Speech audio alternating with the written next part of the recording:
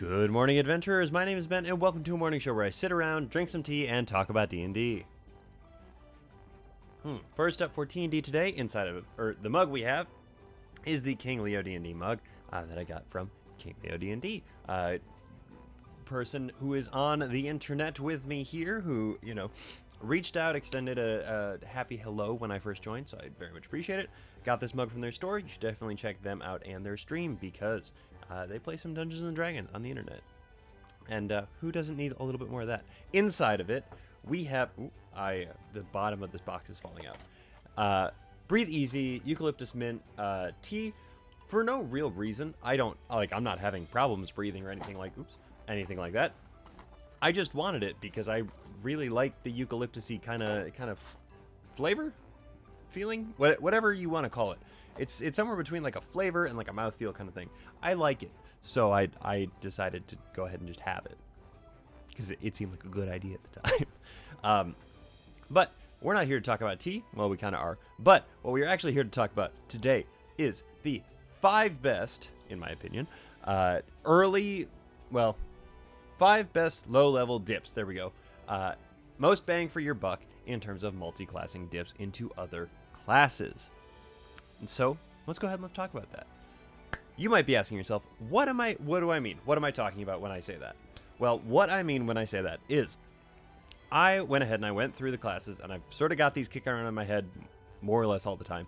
I went through all the different classes. I looked at what you get at early levels for them, and I went ahead and I said, okay, these are the best things that you can get in terms of game functionality as a whole, and that you can get at these really early levels. Now, disclaimer here that this list is highly dependent on the style of character you are using, and it would vary based on person to person, honestly. But what I went for here was I went for having less than 3 levels in the class, so you don't hit, sort of that benchmark that a lot of people will look at for a multi-class into another class. This is really just a little dip to get yourself a little bit of that power from here and here and here. So these are the 5 that I think are the best for generalized play. And you'll see with my number 5 here, it does lend itself to a more specific kind, but the other 4 are pretty general overall. So let's go ahead and let's kick it off with our number 5. Number 5, 2 levels in Paladin to get Divine Smite. Now, you have to be playing a character with spell slots, which you do get some Paladin spell slots for it. But if you just have the Paladin spell slots, you don't have a whole lot going on for you there. But even so, it is really nice to be able to get that little bit of extra oomph into your attacks every once in a while from a Divine Smite. As long as you are swinging a sword, you are going to want to have this as an add-on whenever you can use it. If you are not like a warlock or something that has a bunch of, well, not a bunch of warlocks don't have a bunch of spell slots. If you're not somebody who has a sword and a bunch of spell slots, then even just the couple of extra, giving you an extra 2d8 every once in a while is a very, very good effect to have.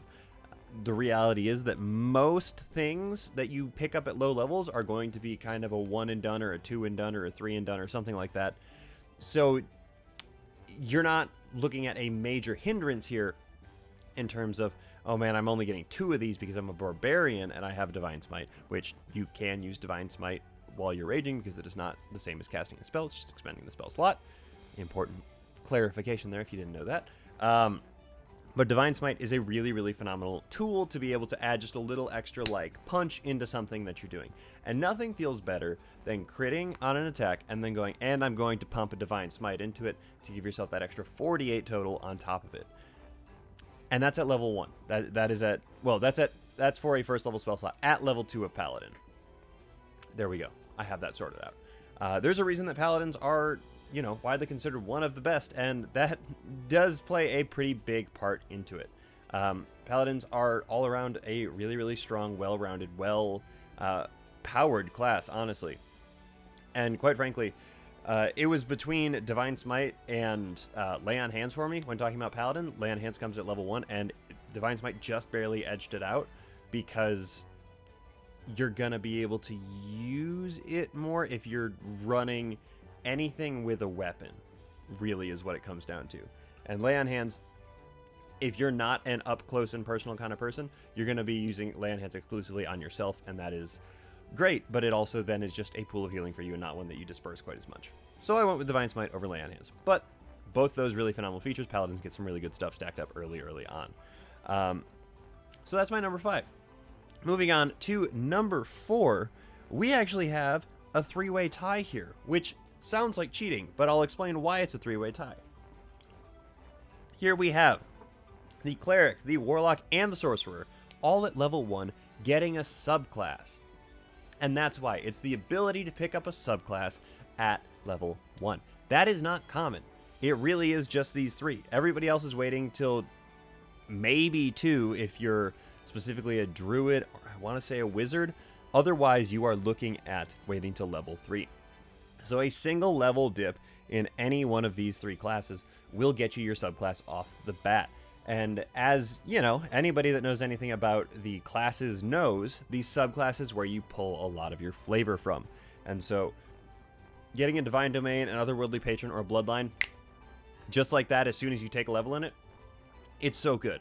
And while a lot of the, you know, first level features aren't necessarily like super powerful, it does allow you to pick up some specialty features very early on if you are looking at just having a little dabble here and there into any of these 3 classes, really.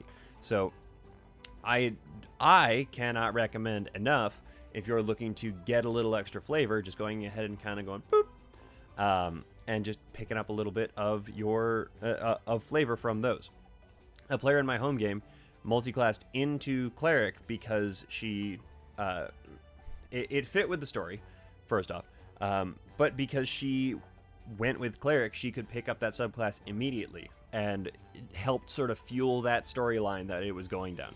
And so those 3 are really great for being able to do that. Plus, 2 of the 3 are charisma casters, and the other one is a wisdom caster. And the odds that you are going to have a 13 in one of those 2 stats are generally pretty high. Don't get me wrong. If you're a fighter and you've decided to dump both wisdom and charisma and you wanted to have intelligence, that's fine. I'm not here to judge you for any of your choices, really. I'm just saying that a typical character will have a 13 in at least one of those 2 skills, if not both of them. And that's just kind of the way that it goes. Especially, I feel like, as you understand the game engine more, wisdom is one of the more common saving throws that you're going to have to make, and so people will oftentimes put just a little bit into it so that it is not a flat roll against everything you run into.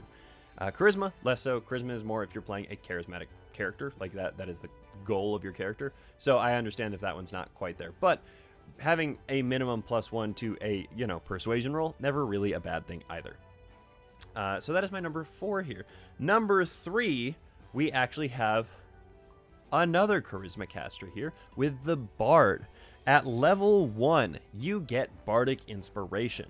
This, I will say, is more focused on people with a charisma modifier. However, being able to dole out Bardic Inspiration at a minimum once per long rest is not a bad thing. Once per long rest? Might be once per short rest. Once per rest. I'm going to leave it at that. I can't remember offhand which one it is. I looked at it right before I started this, and now my brain has gone to fog. But not the point. The point is that the ability to like bolster your allies on a bonus action is never a bad thing to just have in your back pocket. Realistically, a D6 can really actually help change the tide of what is going on, and it is important to let yourself understand that there aren't that many bonus action things to do a lot of the time either. If you are not sort of in the depths of a fight where there is healing word after healing word being thrown out, you're honestly not going to have that much as a bonus action depending on the character you're going to be playing. It is a long rest. I did just take another look. And so being able to just go, yep, inspiration, poof, off to one of your allies, maybe the one who's going to attack next. Maybe you have a Grave Domain Cleric that just set them up with a path to the grave, and then you went ahead and gave them Bardic Inspiration to make sure that thing hits. You can really just sort of stack up and make it feel like you are all on the same side. You're really working towards getting what you need to get done. And again, as a bonus action, that's a really useful tool to have in your back pocket, being able to dole out a D6 or more per long rest. equal to your charisma modifier, so you could have up to 5. But if you're not playing actively playing a charisma-based character, you are probably not going to have a huge charisma modifier, but you're probably going to have 1 or 2, maybe even 3, depending on the way that you built your character, and that's never a bad thing. Flat out, that's just not a bad thing to have. So, kicking up from there to our number 2, this one actually could have almost gone to Bard as well. However, it didn't, because the Rogue beats them out just a little bit in getting expertise at level 1. You get 2 expertises at level 1, which is fantastic. If you don't know what expertise is, it doubles your proficiency bonus in a skill. So for the Rogue, they get 2 of them at level 1. The Bard has to wait till level 3 in order to get that. And so being able to have skills that you are, when you get towards the end of the game, getting 12, 14, 16, 17, all the way up to that you are looking at having just a powerhouse character for a single level in Rogue. Honestly, if you're not playing a full Rogue or a majority Rogue, Sneak Attack is great if you're playing a damage dealer, whatever, but expertise is the thing where you are going to be able to actively use it a lot more often. And this is sort of what I meant when I was talking about the generalized playstyles, because Sneak Attack will require you to be using a specific kind of weapon or something like that. Expertise is good for everybody. A Barbarian with expertise in athletics is going to be a monster in terms of grappling, in terms of climbing, in terms of any sort of thing that they want to be doing that involves picking things up, throwing them, holding them down, whatever. All of those are fantastic. Wizards who have a museum apparatus with them, with expertise in Arcana, they are going to be unstoppable. They will be able to cast whatever spell they want because they are going to be casting spells using a plus 12 modifier or more. Like, it's so good. Expertise is phenomenal. I wish, actually, that they had it involved in more classes than just the 2. I understand why it's the 2, but I do wish it was more than just those 2. However, I do know that there are DMs out there, most notably, off the top of my head, Haley Whipjack from Unprepared Casters, that has expertise built in as part of character creation. She and others allow their players to pick one skill to have expertise in because they agree it is a phenomenal thing, and you should be able to feel like you are super, super good at one thing. At least one thing. If you're a rogue or a bard, you get more than just the one. So, you can flaunt it in front of your party or something like that. But expertise, super potent, super, super powerful. There's nothing else to be said about it. Finally, number 1 here. It probably won't come as a super surprise to most people. It might, because of how much I just talked up expertise. But largely, it is widely regarded as the best ability in the game, the best low-level ability. There's a reason you see this in so many power builds and everything like that. A 2-level Dippin' Fighter. And if you're wondering why you might do that and get something good for it, that is where Action Surge is. Action Surge is arguably, and I would argue so, the single best ability in a game at an early level. A 2-level Dippin' Fighter gives you a whole nother action on your turn. It cannot be understated how phenomenal that is. It is not like a limited action like Haste. It is a whole action, the whole thing. You get the ability to, if you're, say, a fighter, and you're going all the way to level 20, and you are level 20, and then you have, 4 attacks in a turn, and then you go, that's not enough. Action Surge, you now have 8 attacks in that turn. Barbarians, Reckless Attack with an Action Surge, that is 4 chances to hit a nat 20 because you have advantage on every single one of them, and if you hit a nat 20, Brutal Critical is just hammering home this stuff. And the fact that you get it at level 2 means that you have the ability, technically, to do extra attack, more or less, on your turn before you get to the extra attack phase. Like, if you are a level 4 character, if you are a, 2 rogue, 2 fighter, you can go ahead and you can stab and then stab again. If you miss on your first stab, action surge, go ahead and stab again. It's a really good thing for actually rogues to have, because a lot of times they will be sort of stuck because they don't get extra attack at any point. Rogues really benefit from it. Spellcasters really benefit from it, because you can cast a full another spell with it, and as long as you have not cast a bonus action spell on your turn, you can cast your 9th level spell with one action surge, cast your 8th level spell with your other, and then cast your 7th level spell with a reaction, and then you can, if you have a bonus action cantrip, go for it. But the reality is that action surge and that whole bonus action thing interact with each other in a way that allows you to action, powerful spell, action surge, powerful spell. So it's really, really good.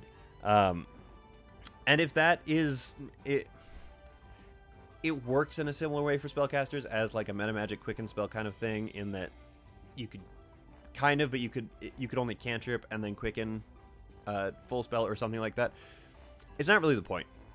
The point is that action surge gives you so much more flexibility. If you are running and you're like, man, I really need to get in range, run. God, I have to dash. Okay, run. Oh wait, I have action surge. Let me hit this thing hard now. Action surge is so good. It's so good. It gives you so much more opportunity to do something in a turn, and it recharges on a short rest. And I know that like a lot of parties are allergic to short rests.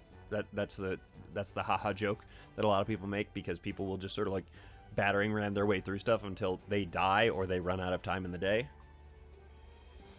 But it makes it so much more potent, the fact that if you're like, oh yeah, we're going to sit down and take a short rest, all your fighter stuff comes back pretty much, including your action surge, which is so good. But those are my / what I believe to be general top 5 greatest dip level things, multi-class dips to take. There we go. Let me know what you think, because obviously this is a subjective list. I did do my best to make them as general as possible, the Divine Smite being the only one that requires a certain playstyle. But let me know what you think. Let me know what you would put in here instead, because I am genuinely very curious to know what other people think, especially because so many of them seem to get more and more specific into playstyles as you go on, that these felt like almost the only options in a lot of ways, but not the point. So moving on from that, we have our shows for today and tomorrow. Today is Monday, which means that we have, in no particular order, The Paper Dungeon, Chromatic Dice, Beyond the Realms, Unprepared Casters, Greetings Adventurers, Bards of New York, Hapless Heroes, Ivan Adventures, Cast Party, Three Black Halflings, Hello from the Magic Tavern, King Leo D&D, Anti-Heroes Anonymous, Top of the Round, and League of Lady Adventurers. And then tomorrow, Tuesday, we have Diary of a Dragon Pit, Star Wars First Resistance, Dungeons and Daddies, Bombarded, Hekva D&D, Glass Cannon, and The Queer Questers. Please go check them out. Please let them know that I sent you, because again, someday somebody's going to say something to me about it, and it's going to be funny for me specifically. Yeah, I'm excited for this week, because this week we get Journeys Through the Radiant Citadel, and I am very excited about this book. I have been for a while. As I mentioned before, I really like these anthology type titles, and so I can't wait to get my hands on this one. So that's going to be what Wednesday and Friday are this week, so look forward to that. But that is everything I have to talk to you guys about today. So thank you so very much for making me part of your morning routine. I really do appreciate it, and thank you so much in particular to my patrons. You guys are the ones that make this show possible. If you're interested in becoming a patron, check out the link in the description of this episode. Yeah, that's it. So don't forget, everybody, drink tea, play D&D, and keep on rolling.